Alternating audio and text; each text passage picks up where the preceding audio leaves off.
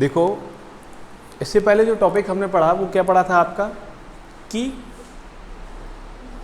Interstitial void क्या होते हैं। अब पढ़ना है हमें close packing. 3D close packing को थोड़ा देर में समझते हैं, पहले हमें क्लोज पैकिंग को समझना जरूरी है आपका। और मेरे ख्याल से क्लोज पैकिंग क्या होती है मैं आपको बता चुका हूँ, ठीक है। जितने कोई भी सॉलिड है उनके जो कॉन्स्टिट्यूएंट पार्टिकल्स होते हैं, कॉन्स्टिट्यूएंट पार्टिकल्स का जो अरेंजमेंट होता है, ठीक है, ऑर्डरली रेगुलरली इस तरीके से आपका क्लोज पैकिंग होती है। पर आपकी जो क्लोज पैकिंग होती है 2D भी होगी और 3D भी होगी। पर आपके सिलेबस के लिए जो इंपॉर्टेंट है वो है केवल क्या आपका 3D क्लोज पैकिंग इंपॉर्टेंट है, तो हम इसके बारे में बात करेंगे। बाकी 2D क्लोज पैकिंग के बारे में थोड़ा सा मैं बता जरूर दूंगा आपका, ठीक है। इंपॉर्टेंट लेकिन आपका क्या है 3D क्लोज पैकिंग ज़्यादा इंपॉर्टेंट है आपका, समझ गए बात को। अब 3D क्लोज पैकिंग होती क्या है आपका, देखो आपका मैंने आपको बताया था कि मिठाई का डिब्बा है वो अभी तक चलेगा, आगे तक चलेगा, इतनी जल्दी खत्म नहीं होगा, क्योंकि 1-2 किलो का डिब्बा है, वो कम से कम 2 किलो का मान के चलो तो कम से कम पूरी क्लास तो चलनी चाहिए। वो एक अलग बात है कि खाने को नहीं मिलेगा। तो मैंने बताया कि उसमें लड्डू कैसे हैं, स्फीयर्स हैं, गोल हैं आपके, स्फेरिकल शेप में आपके। उन लड्डुओं का जो अरेंजमेंट है आपने किया, इंटरस्टिशियल वॉइड को समझ लिया आपने। अब यहाँ पर होता क्या है, क्लोज पैकिंग जितनी ज़्यादा होती है, क्लोज पैकिंग जितनी ज़्यादा होती है उनके बीच का जो अट्रैक्शन फोर्स होता है या हमें कहें जो बॉन्ड होता है वो उतना ही ज़्यादा होता है, या हमें कह सकते हैं कि अट्रैक्शन फोर्स जितना ज़्यादा होता है, यानी more attraction force more close packing and more stable. यानी कि जितनी ज़्यादा उनमें क्लोज पैकिंग होगी उनकी स्टेबिलिटी भी उतनी ही ज़्यादा होगी। समझ गए ना बात को। देखो कहने का मतलब ये है कि आप एक डिब्बा है उसमें कितने लड्डुओं का अरेंजमेंट करेंगे, आप तो उतना ही करेंगे जितना उसमें वॉल्यूम है या स्पेस है, उतना पूरा कवर करने की कोशिश करेंगे। तो वो जितना ज़्यादा स्पेस कवर करता है उसको बोलते हैं पैकिंग एफिशिएंसी या पैकेजिंग एफिशिएंसी। इसको थोड़ी देर में अपन जिक्र करेंगे इसका दोबारा से, तब और अच्छे समझ में आएगा। तो होता क्या है कि क्लोज पैकिंग जितनी ज़्यादा होती है उनकी स्टेबिलिटी भी उतनी ही ज़्यादा होती है। और क्लोज पैकिंग ज़्यादा कब होगी, जब उनके बीच में लगने वाला जो इंटरमॉलिक्यूलर फोर्स है या इंटरआयनिक जो फोर्स है वो ज़्यादा हो। तो more interionic force then greater close packing then greater stability. समझ गए बात को। तो कहने का मतलब है कि क्लोज पैकिंग के ड्यूरिंग जो इंटरस्टिशियल वॉइड मिली हमें, उस इंटरस्टिशियल वॉइड के ऊपर हमने सेकंड लेयर के स्फीयर्स को रखा तो हमें टेट्राहेड्रल वॉइड मिल गई। टेट्राहेड्रल वॉइड के साथ हमने सेकंड लेयर को फिर से अरेंज किया तो हमें ऑक्टाहेड्रल वॉइड मिल गई। ऑक्टाहेड्रल वॉइड में क्या था, 50% आपके कवर्ड हो जाते हैं और 50% आपकी जो वॉइड होती है वो अनऑक्युपाइड रह जाती है आपकी। समझ गए ना बात को। तो यहां पर हमने 2 लेयर के बारे में बात की। वो ये कहते हैं कि जब इनमें 3D क्लोज पैकिंग होती है तो उसको हम 3 तरीके से अरेंजमेंट कर सकते हैं आपका, 3 टाइप्स इसका अरेंजमेंट कर सकते हैं आपका। समझ गए बात को। सॉरी मैं उल्टा बोल गया, सॉरी। थर्ड लेयर जो होती है, अभी हमने 2 लेयर की बात की, 2 लेयर का अरेंजमेंट किया आपका, 2 लेयर के स्फीयर्स को अरेंजमेंट किया। उन्होंने ये कहा कि यदि हमारे पास थर्ड लेयर है आपकी, 2 लेयर के बाद अगर थर्ड लेयर है तो उसका 2 टाइप से हम क्या कह सकते हैं, कर सकते हैं आपका अरेंजमेंट कर सकते हैं या पैकिंग कर सकते हैं आपकी। यानी कहने का मतलब ये है फर्स्ट लेयर के ऊपर सेकंड लेयर को अरेंजमेंट किया, टेट्राहेड्रल ऑक्टाहेड्रल वॉइड मिली, लेकिन थर्ड लेयर है इसको 2 वे में या 2 टाइप से हम अरेंज कर सकते हैं आपका, या 2 तरीके के पैटर्न पर आपकी ये डिपेंड करती है आपकी, है ना। और उसी 2 तरीके के पैटर्न की हम यहाँ पर बात करेंगे आपकी। तो यहाँ पर अगर हम बात करें तो हेक्सागोनल जो क्लोज पैकिंग होती है आपकी, अगर हम हेक्सागोनल 3D क्लोज पैकिंग की बात करें, अभी आप जो पढ़ेंगे इसमें आगे वो हेक्सागोनल क्लोज पैकिंग के अंदर ही आता है एक तरीके से। यानी कहने का मतलब ये है कि थर्ड लेयर के स्फीयर को हम 2 तरीके से अरेंज कर सकते हैं। एक होता है आपका क्या, हेक्सागोनल क्लोज पैकिंग, जिसे हम बोलते हैं क्या HCP या ABAB पैटर्न। क्लियर है। और दूसरा होता है क्यूबिक क्लोज पैकिंग, या हम क्या कहेंगे उसको CCP या ABC पैटर्न कहेंगे। क्लियर है। 2 तरीके का अरेंजमेंट है, HCP हेक्सागोनल क्लोज पैकिंग, और सेकंड क्या है आपका क्यूबिक क्लोज पैकिंग या ABC पैटर्न। अब हम दोनों को 1 बाय 1 करके देख ले रहे हैं कि किस तरीके से इनका अरेंजमेंट होता है आपका। ठीक है। तो देखो आपका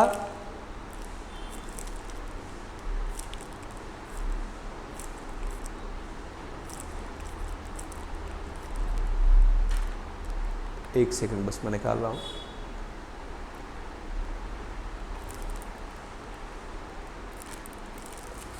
चलो इसको यही समझते हैं, फिर डायग्राम पर जाएंगे हम। तो HCP का मतलब क्या है? Hexagonal close pack ABAB pattern. और CCP का मतलब क्या है? क्यूबिक क्लोज पैकिंग या फिर आपका CCP या ABC पैटर्न। देखो इन्होंने क्या बताया कि जो थर्ड लेयर होती है उसका अरेंजमेंट कैसा होता है। हमारे पास 3 स्फीयर हैं, किसी भी उसके क्या बोलते हैं आपका फर्स्ट लेयर के हैं आपके। सेकेंड लेयर का अरेंजमेंट हमने इसके ऊपर किया, ठीक है। तो टेट्राहेड्रल ऑक्टाहेड्रल बॉइड मिल गई हमें आपकी। अब वो ये कहता है कि अगर हमारे पास कोई थर्ड लेयर है तो उसका जो अरेंजमेंट है वो 2 टाइप से होता है आपका। थर्ड लेयर का जो अरेंजमेंट है वो 2 टाइप से होता है आपका। तो सबसे पहले हम देखते हैं आपका क्या HCP क्या होता है आपका। हेक्सागोनल क्लोज पैकिंग का मतलब होता है कि यदि हम क्या करें कि थर्ड लेयर के स्फीयर को, अभी किसको रखा था हमने? सेकंड लेयर के स्फीयर को फर्स्ट लेयर के स्फीयर के ऊपर रखा था। अब हम क्या करें आपका कि यदि हम थर्ड लेयर के स्फीयर को सेकंड लेयर के स्फीयर के ऊपर इस तरीके से अरेंज करें, यानी इस पैटर्न पर अरेंज करें कि जो टेट्राहेड्रल वॉइड थी वो उसको कवर कर ले। ध्यान से समझना मैंने क्या कहा। मैंने ये कहा ये टेट्राहेड्रल वॉइड है,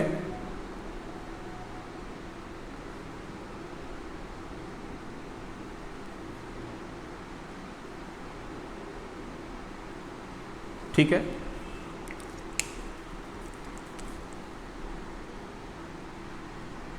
ये T लिख दिया अंदर, ये टेट्राहेड्रल वॉइड है। वो ये कहता है कि यदि हम क्या करें आपका when sphere of third layer is kept in second layer, यानी सेकंड लेयर के ऊपर अरेंज करें इन द पैटर्न ऑफ कि आपका क्या हो कि जो टेट्राहेड्रल वॉइड है वो आपकी कवर्ड हो जाए, ढक जाए। समझ रहे ना बात को मैं क्या कह रहा हूं कि टेट्राहेड्रल वॉइड है, अगर उसको वो कवर कर ले तो 3 डायमेंशनल या 3D फॉर्म में जो क्लोज पैकिंग ऑब्टेन होती है उसमें थर्ड लेयर जो होती है वो फर्स्ट लेयर से पैटर्न सेम करती है। देखो मैं इसको इस डायग्राम में दिखाता हूं। अब चूंकि क्या है 3D डायग्राम है तो बोर्ड पे बनाने में टिपिकल लगेगा, इसलिए इसको ही समझ लेते हैं अपन। देखो कैसे होता है इसमें हम समझ लेते हैं। देखो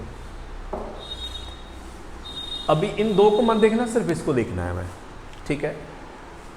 इसमें क्या है आपका, ये आपकी फर्स्ट लेयर है जिसको हमने A नाम दिया है, B नाम जिसको दिया है वो सेकंड लेयर है आपका। First layer second layer, clear. अब नीचे के हिस्से को सबको छोड़ दो, आपको नीचे से किसी से कोई लेना देना नहीं है। थर्ड लेयर पर आते हैं, नाम क्या दिया वो भी छोड़ो, ये फर्स्ट है सेकंड है। मैंने क्या किया, इस थर्ड लेयर के जो स्फीयर आप देख रहे हैं ये ग्रीन कलर के, इसको सेकंड लेयर पर इस तरीके से अरेंज किया कि इसके द्वारा जो आपका टेट्राहेड्रल वॉइड ऑब्टेन हो रही थी उसको इसने कवर्ड कर लिया, ढक लिया।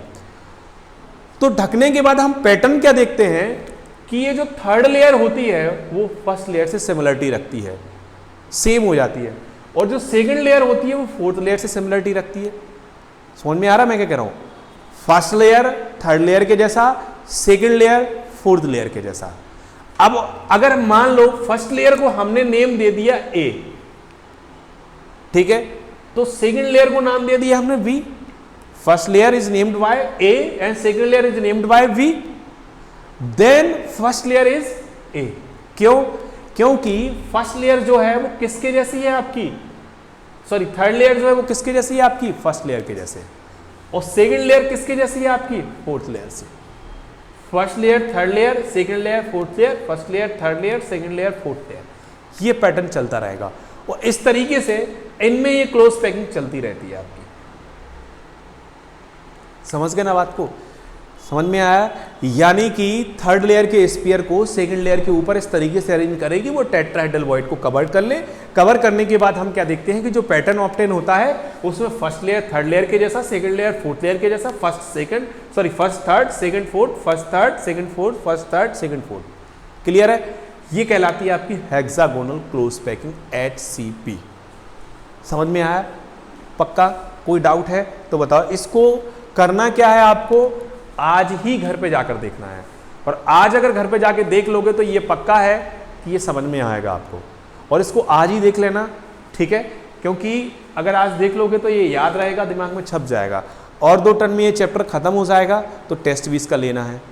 समझ गए बात को? तो टेस्ट के लिए अभी से पढ़ना स्टार्ट कर दो, और आज और देख लिया, कल से फिर और स्पीड अपन बढ़ा देंगे, क्योंकि जिसको आना है ठीक है, वरना अपन स्पीड को तो बढ़ाना ही पड़ेगा। समझ में आया? इसको नाम क्या दिया हमने आपका? ए बी, फर्स्ट लेयर और सेकंड लेयर, फर्स्ट और सेकंड लेयर ये, तो फर्स्ट थर्ड के जैसी है, तो इसको हम नाम क्या बोलते हैं? ए बी पैटर्न बोलते हैं। इसको क्या बोलते हैं? A B pattern. तो देखो इसका नाम भी हमने अभी लिखा हुआ था आपका, इसका नाम भी हमने यहाँ पर लिखा हुआ था, देखो आप, एचसीपी को ए बी पैटर्न कहा था। इसीलिए कहा था क्योंकि इसमें ए बी पैटर्न है, यानी ये दोनों लेयर डिफरेंट है, ये दोनों डिफरेंट है, लेकिन ए के साथ सिमिलरिटी है और बी के साथ सिमिलरिटी है, इसलिए इसको ए बी पैटर्न कहा। इसका एक डायग्राम और देखते हैं हम, ताकि इसको और अच्छे से समझ में आए।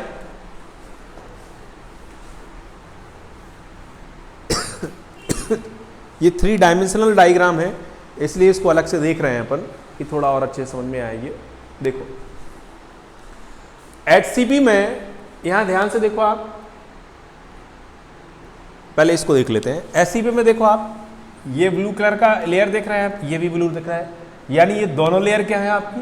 सेम है आपकी। और ये जो रेड कलर से आप देख रहे हैं, ये लेयर आपकी क्या है? डिफरेंट है। हाँ वेरी गुड, ये हो गई ए, ये भी हो गई ए, और ये हो गई बी। इसके बाद जो थर्ड लेयर, माने सॉरी थर्ड नहीं, फोर्थ लेयर जो आएगी नेक्स्ट, वो आपकी बी होगी आपकी। समझ गए? तो ये क्या है आपका? HCP hexagonal close packing. इसमें भी इन्होंने देखा है, देखो बी और बी, ए और ए। समझ गए बात को? इस तरीके से ये लेयर आपकी क्या है? सेम है आपकी। तो ये हेक्सागोनल क्लोज पैकिंग है। अब सोच रहे होगे ये पढ़ क्यों है, इसका दैनिक जीवन में क्या उपयोग है, डेली लाइफ में इसका क्या यूज है, अभी देखते हैं क्या यूज है। नेक्स्ट आपकी हम बात करें यहाँ पर हेक्सागोनल का, इन्होंने एक स्ट्रक्चर और दिखाया, देखो आपका ये फर्स्ट लेयर है, ये जो स्पेरिकल देख रहे हैं आपका, और जो आपका ये हेक्सागोनल फॉर्म में आप ये देख रहे हैं, ये बेंजीन का जैसा आप जो स्ट्रक्चर देख रहे हैं, हालांकि बेंजीन नहीं है ये, मैंने बोल दिया उसके जैसा, आप ये जो हेक्सागोनल स्ट्रक्चर देख रहे हैं, इसके ऊपर इन्होंने एक लेयर को और अरेंज किया आपका। ध्यान से समझना, ये फर्स्ट लेयर है, फिर ये आपका सेकंड लेयर है, ये थर्ड लेयर है आपकी। तो इन्होंने ये बताया कि इस तरीके से इनमें पैटर्न होता है आपका। तो ए बी फर्स्ट, और ये लेयर दोनों सेम है, यानी इन्होंने इसका जो इंटरनल स्ट्रक्चर है वो बताया आपका 3D फॉर्म में। जैसे होता क्या है, इंटरनल स्ट्रक्चर का मतलब क्या है, हमारी बॉडी में कई सारे ऑर्गन हैं, इंटेस्टाइन है, स्टमक है, कई सारे ऑर्गन हैं। आपने सुना होगा मेडिकल लाइन में एनाटॉमी भी पढ़ते हैं, फिजियोलॉजी भी पढ़ते हैं आपकी। तो बायो मैथ है ना तुम्हारे पास, तो ठीक है कोई बात नहीं। तो होता क्या है कि जब हम इन ऑर्गन के अंदर की स्टडी करते हैं आपका, तो बिल्कुल ऐसा ही इनको समझिए कि ये आपके ऑर्गन है, इनके अंदर का स्टडी कर रहे हैं आपका। यानी ये जो लेयर है, इसको 3D फॉर्म में इनके अंदर का जो स्ट्रक्चर है उसकी हम यहाँ पर स्टडी कर रहे हैं कि किस तरीके का पैटर्न यहाँ पर अरेंज है आपका। समझ में आया? ये होता है आपका हेक्सागोनल क्लोज पैकिंग बोलते हैं इसको हम आपका। ये 3 डायमेंशनल अरेंजमेंट है आपका। देखो ये इसके जैसा सेम है, ये इसका जैसा सेम है। थर्ड लेयर को अरेंज करने के बाद जो डायग्राम मिलता है वो ये है आपका। क्लियर? कोई डाउट? कोई डाउट नहीं? चलो आगे चलते हैं। हाँ एक और ना, मैंने बहुत सारे डायग्राम इसके निकाल के रखे थे कि समझ में आ सके। देखो आप, ये भी इन्होंने दिखाया है। ये जो स्पेरिकल आप देख रहे हैं आपका, ये नीचे जो आप देख रहे हैं ये फर्स्ट लेयर है, वाइट में देख रहे हैं वो सेकंड लेयर है। ये टेट्राहेड्रल वाइट को उसने कवर्ड कर लिया, और ये जो स्ट्रक्चर देख रहे हैं आपकी, ये थर्ड लेयर को अरेंज किया है। तो ए बी माने इंटरनल स्ट्रक्चर पूरा कंप्लीट इन्होंने दिखाया। तो ये पूरी आपकी फर्स्ट लेयर है, ये आपकी सेकंड लेयर है। तो फर्स्ट और थर्ड, सेकंड और फोर्थ। क्लियर? इन्होंने भी यहाँ पर भी दिखाया, देखो एससीपी का। कुल मिलाकर ये अब समझ में आ जाना चाहिए। आए समझ में? अब हम चलते हैं किस पर? सीसीपी पैटर्न पर चलते हैं आपका। सीसीपी पैटर्न में देखो आपका क्या होता है। सीसीपी पैटर्न की अगर हम बात करें यहाँ पर, इसमें मैंने आपको बताया था कि जो 3 डायमेंशनल क्लोज पैकिंग होती है, इसका जो अरेंजमेंट होता है वो 2 टाइप से होता है, 2 वे में होता है आपका। क्लियर है? तो 2 वे में कैसे होता है आपका? पहला एचसीपी और दूसरा था आपका क्या? सीसीपी। यहाँ एफसीसी लिखा है, ठीक है। एफसीसी के का मतलब यहाँ पर क्या है? फेस सेंटर्ड क्यूबिक सेल, हम पढ़ चुके हैं। सीसीपी का जो पैटर्न होता है वो एफसीसी के जैसा ही होता है कंप्लीटली। इसलिए सीसीपी का एक नाम तो सीसीपी है, क्यूबिक क्लोज पैकिंग, एक नाम उसका एफसीसी है, face handed cubic cell, unit cell, और एक होता है आपका एबीसी, एबीसी पैटर्न कहते हैं इसको हम। क्लियर है? तो इसके 3 नाम हो गए आपके, सीसीपी, एफसीसी और एबीसी, एबीसी पैटर्न हो गया आपका। क्लियर? अब इसमें क्या होता है, मैंने बोला था 2 वे में या 2 तरीके से हम इसको अरेंज कर सकते हैं आपका। तो फर्स्ट तो हमने कर लिया ये वाला, सेकंड है आपका ये वाला। ठीक है, अब देखो इसमें क्या करते हैं, फर्स्ट लेयर के ऊपर, ये फर्स्ट लेयर है, ये सेकंड लेयर है, ठीक है, थर्ड लेयर को हमें अरेंज करना है। तो थर्ड लेयर के स्फीयर को सेकंड लेयर के स्फीयर के ऊपर इस तरीके से अरेंज करते हैं हम। क्या? थर्ड लेयर के स्फीयर को सेकंड लेयर के स्फीयर के ऊपर इस तरीके से अरेंज करते हैं कि वो ऑक्टाहेड्रल वॉइड को कवर्ड कर ले, ऑक्युपाइड कर ले, यानी उसको ढक दे। समझ गए ना बात को? यहां किसको कवर्ड किया था? टेट्राहेड्रल वॉइड को। यहां किसको कवर्ड किया? ऑक्टाहेड्रल को। बस इतना सा डिफरेंस है, और थोड़ा सा डिफरेंस और माइनर सा है कि जब थर्ड लेयर के स्फीयर को सेकंड लेयर पर इस तरीके से अरेंज करते हैं कि वो थर्ड लेयर के ऑक्टाहेड्रल वॉइड को कवर कर ले, तो यहां पर जो थर्ड लेयर मिलती है वो फर्स्ट लेयर से डिफरेंट होती है आपकी। थर्ड लेयर जो मिलती है वो फर्स्ट लेयर से डिफरेंट होती है, और सेकंड लेयर जो होती है वो फोर्थ लेयर से डिफरेंट होती है। तो फर्स्ट लेयर को, यदि फर्स्ट लेयर किससे डिफरेंट है आपकी? थर्ड लेयर से, या हमें कह सकते हैं थर्ड लेयर किससे डिफरेंस है आपकी? फर्स्ट लेयर से। तो फर्स्ट और थर्ड दोनों डिफरेंट है, तो ये पक्का है। एक लेयर को हमने ए मान लिया, क्या नहीं, यहां सेम की कहानी है ही नहीं। हाँ, यहां ये कह सकते हैं, फर्स्ट और फोर्थ कह सकते हैं, बिल्कुल। एक को हमने ए मान लिया, सेकंड लेयर को हमने बी मान लिया, थर्ड लेयर को सी मान लिया। ठीक है, क्योंकि डायग्राम इस तरीके का था इसलिए वो ए सी भी लिखा है, कंफ्यूज मत होना, पर फर्स्ट सेकंड थर्ड मान के चलो आप। फर्स्ट लेयर से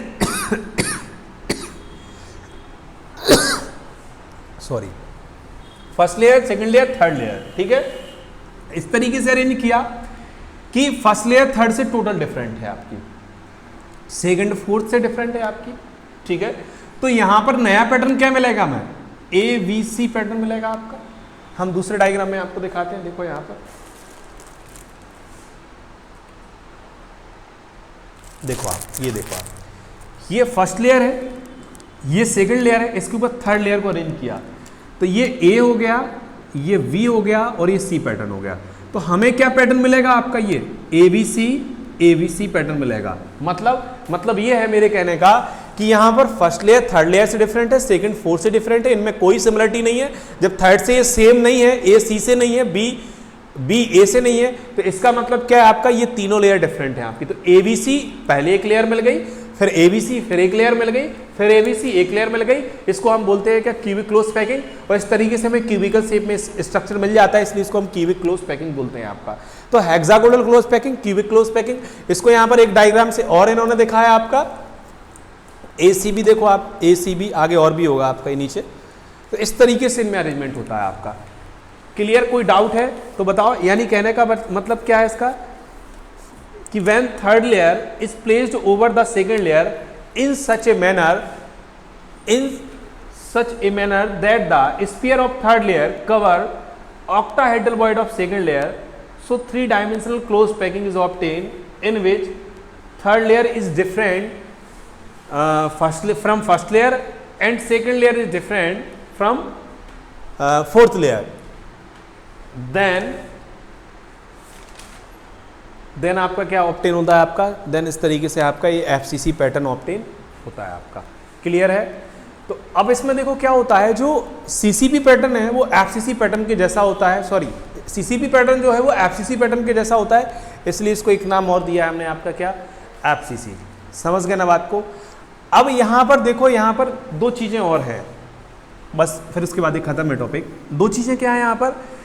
एक तो यहाँ पर इनकी पैकिंग एफिशिएंसी है, पैकेजिंग एफिशिएंसी का मतलब होता है, और दूसरा आपका क्या है कि इनमें कोऑर्डिनेशन नंबर, वो मैं बताता हूँ क्या होती हैं ये दोनों चीज़ें आपको।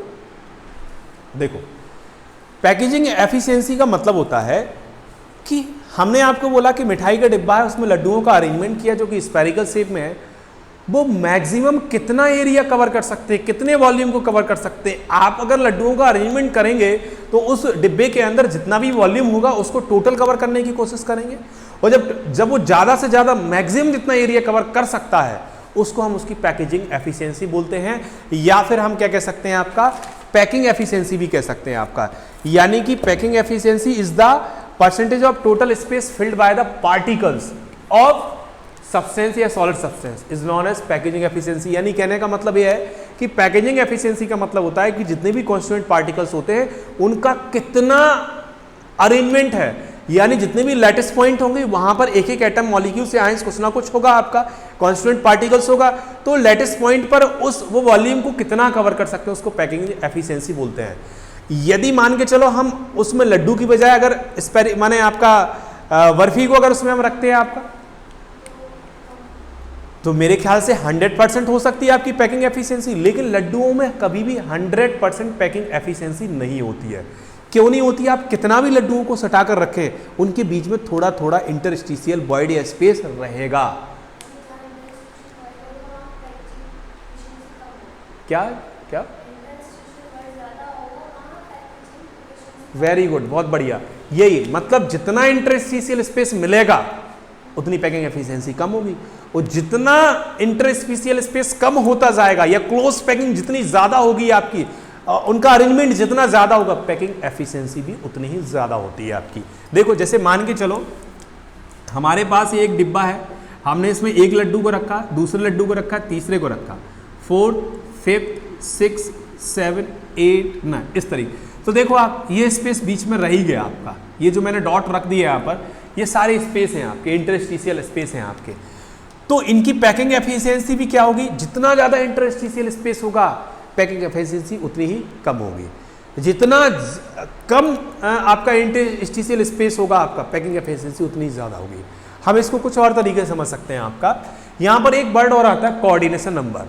कोऑर्डिनेशन नंबर क्या होता है? मैं हूँ, मेरे ऊपर कोई एक चार्ज है, मान लो पॉजिटिव चार्ज है, तो मैं अपने जितने अपोजिट चार्ज वाले आयन से सराउंडेड रहूंगा तो उसको हम क्या बोलते हैं? उसका कोऑर्डिनेशन नंबर। जैसे मैं हूं, मेरे अराउंड 1 2 3 4 नेगेटिव चार्ज आयन है, तो कोऑर्डिनेशन नंबर क्या होगा मेरा? 4। यानी कोई भी ऐसा आयन जो अपोजिट चार्ज वाले जितने आयन से सराउंडेड रहता है उसको हम क्या बोलते हैं? आपका कोऑर्डिनेशन नंबर। समझ गए ना बात को?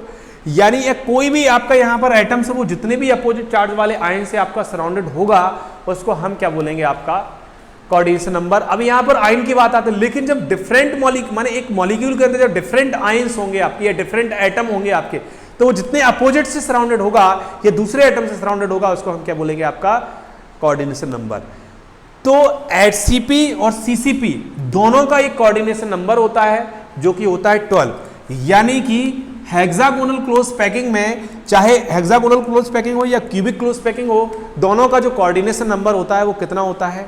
12। समझ गए बात को? कितना होता है? 12। इनकी जो पैकिंग एफिशिएंसी होती है वो 74% होती है।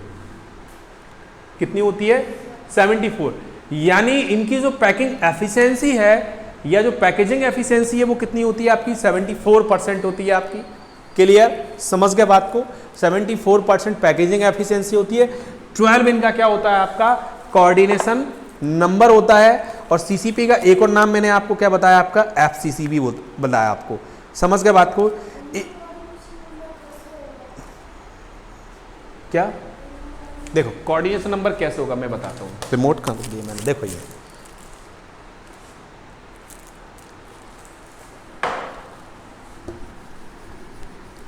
कोऑर्डिनेशन नंबर ऐसे होगा। इसमें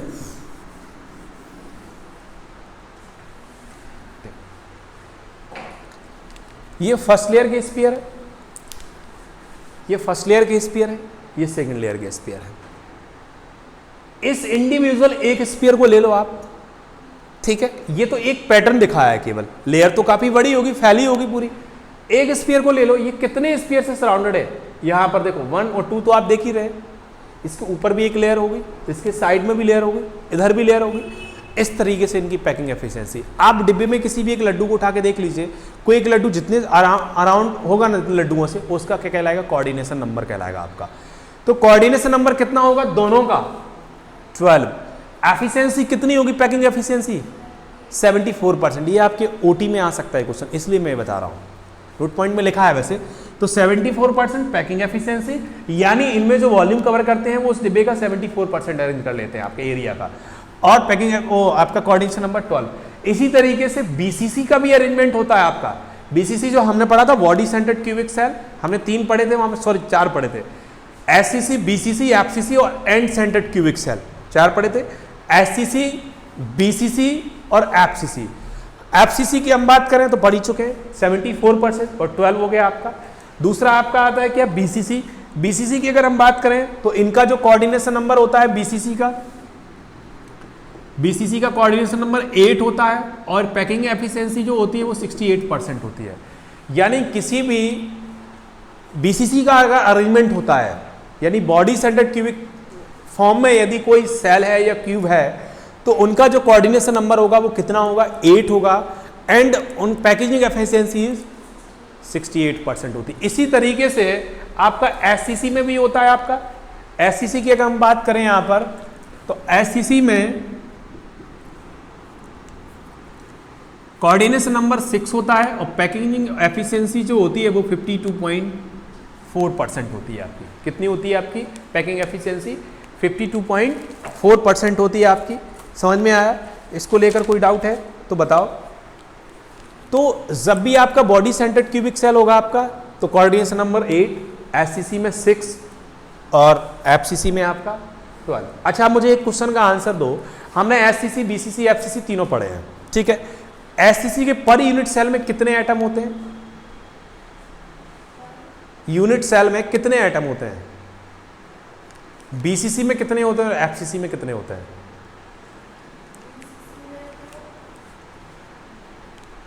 भूल गए इतने जल्दी? ऐसे मत भूलो, भूलोगे तो कैसे काम चलेगा।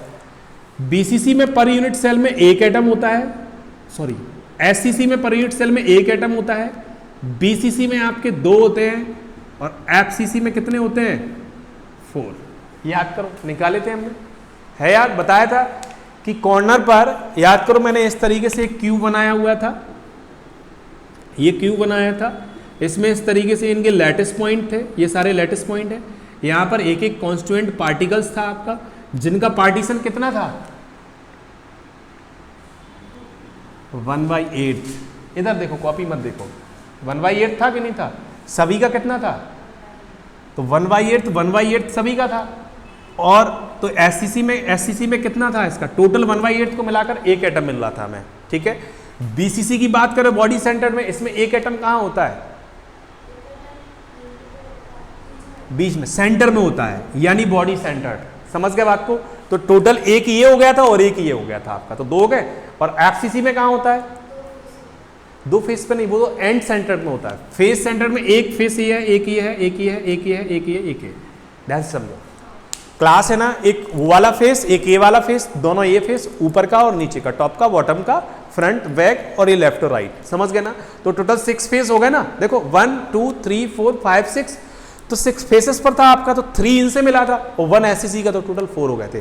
तो ये भूलना नहीं, बहुत इंपॉर्टेंट है। एससीसी में 1 पार्टिकल होता है टोटल, बीसीसी में 2 और एफसीसी में 4। क्लियर? तो ये याद रखना आपका, ठीक है। एससीसी में कोऑर्डिनेशन नंबर 6, बीसीसी में कोऑर्डिनेशन नंबर 8, एफसीसी में कोऑर्डिनेशन नंबर